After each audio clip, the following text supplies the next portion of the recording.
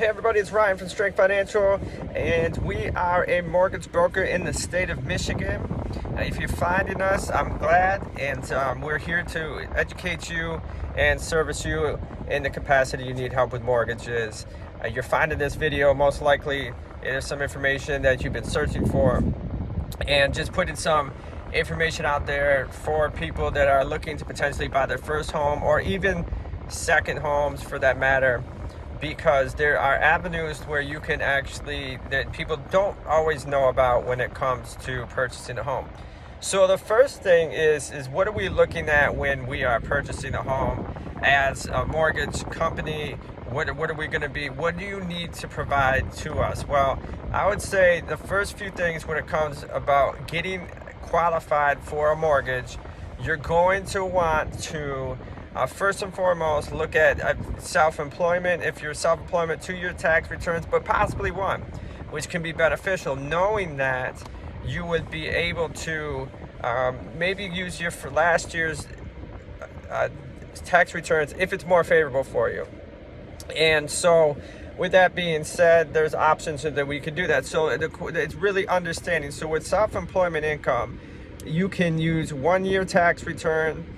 We underwrite to the underwriting will be done according to, on a conventional loan, Fannie Mae and Freddie Mac guidelines, which Freddie Mac only requires 1-year tax returns if your business has been in business for greater than 5 years. And Fannie Mae, it could allow for it to be just 1 year, but that's based upon our AUS run.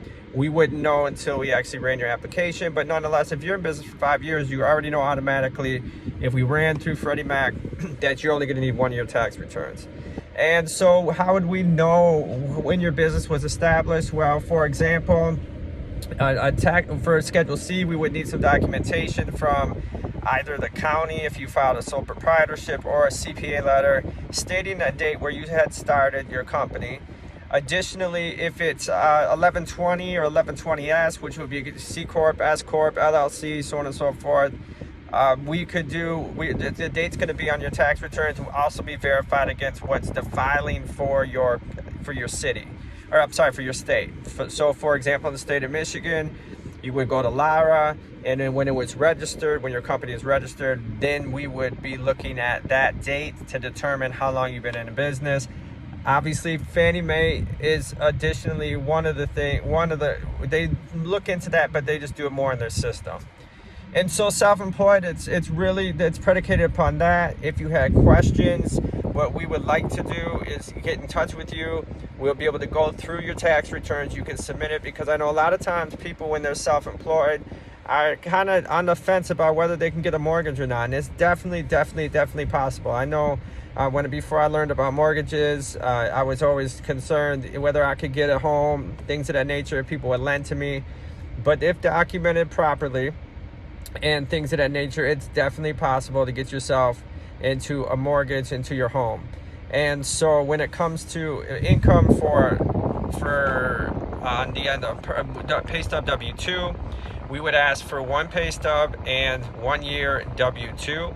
Unless your variable income would be any kind of income that's not fixed, or if you're using additional income such as overtime, base, or bonus, a bonus or something along that lines, where we would actually at that point require more documentation. But nonetheless, all the income we can calculate here at Strength Financial to get you a determination. If you're on the fence about whether you feel like you can get qualified for a mortgage, we can definitely take care of that for you. And so with those things said, you got income, and then you got debt to income, and then you're going to have loan to value, which would determine what your down payment's going to be and your credit score. So I'd say the 3 main factors of when you're purchasing a home, what you would be looking at in your 3 main factors of purchasing a home, you're going to look at your credit score. We would look at your credit score. We're going to look at your income. And we're also going to look into what your DTI is, because your debt to income. So it's really going to be predicated upon your credit report.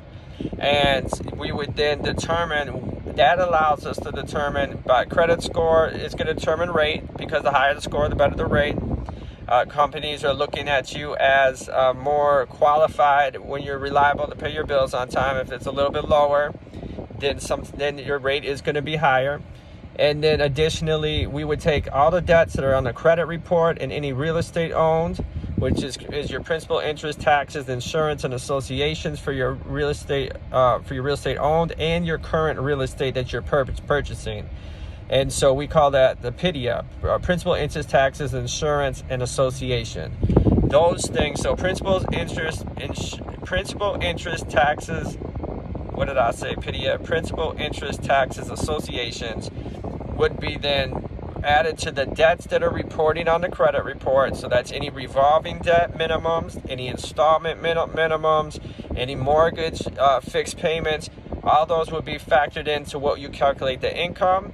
And then you would divide the income divided by the debts. So debt to income, or debt divided by the income. And then you will end up getting a percentage.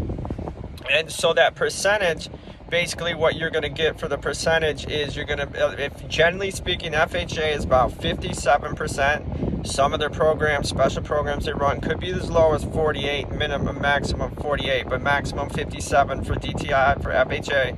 And conventional would be a little bit lower, about 50%.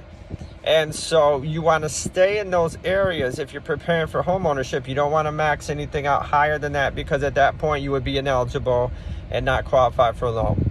So those are the things to consider when you're purchasing a new home. You're going to want to consider your credit report, your score.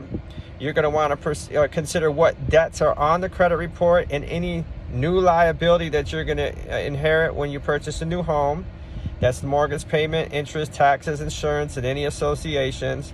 And then any real estate that you might own outside of that, which again, the principal, interest, taxes, insurance, and associations for that. That would be your debt. Your income would be your income. And then you're going to divide the debt by the income and get a percentage. Your credit score is going to be an also determination. FHA 580 minimum credit score, 620 for conventional. It's going to go by the middle score. It's going to go by your middle score, not your high, not your low. It's going to go by your middle. And then also, you got your income, which would be calculated. If you're looking at self-employment, you're going to need 1 or 2 year tax returns predicated upon a U.S. run with Fannie Mae, or if it's LP, 5 years or greater. You don't need anything to be, you only need one year tax return at that point.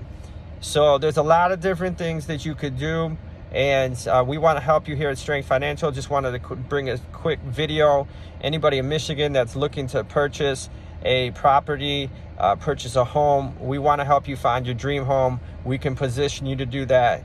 You can reach us. You can contact me at 586-567-1770. Again, 586-567-1770. And you can also reach us on the web at www.strengthfinancial.com. Again, www.strengthfinancial.com. We're here to help you. If you're not even close to, if you feel that you're not even close to purchasing a home, call us. Let us help you and position you and give you the knowledge of what you need in order to be a homeowner in the next 1 or 2 years, or even now, just depending upon the situation. I've seen a lot of things work where people don't think it's going to work. We can try our best here to make it happen for you. It's Strength Financial. Let us help you make the next move.